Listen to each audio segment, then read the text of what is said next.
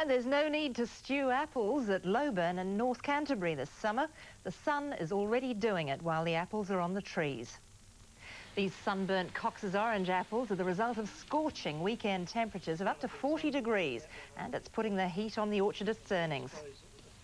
These apples are quite worthless.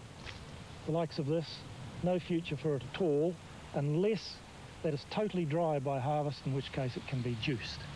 With the harvest still a month away, North Canterbury orchardists say they're praying for more cloudy days. Yeah, most farmers in South Canterbury are still praying for rain, and some have called on an 80-year-old with a divine gift. Like his father before him, Tony Gallagher is a water diviner. And Jane Jennings reports that locals swear by his ability to find the buried treasure.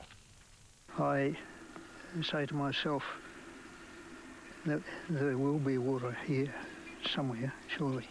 And there's a stream there. It's hard to tell whether Tony Gallagher's little nylon sticks are quivering because of the breeze, his age, or moisture beneath the ground. But for 50 years he's been a popular man in a drought.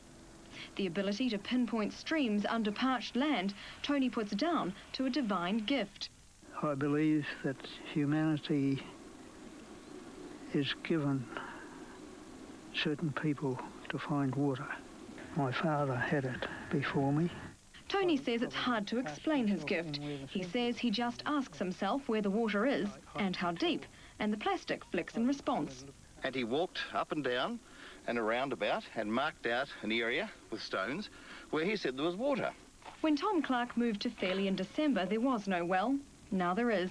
The digger struck water at 15 feet. He was absolutely spot on. A well spent $50.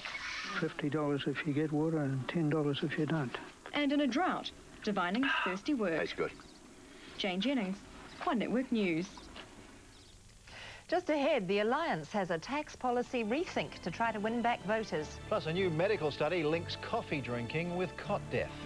Later in sport, Jonah Lomu's latest conquest, away from the usual rugby grind. And posing problems, hung up and hung over after the Super Bowl party. When you want news, the One Network News team has it around the clock. Start your morning with Telstra Business, followed by 2.5 hours of news and interviews on breakfast. Find out what's happening in your world with Midday. And at 6, join the One Network News team for New Zealand's most comprehensive news hour, followed by Homes at 7.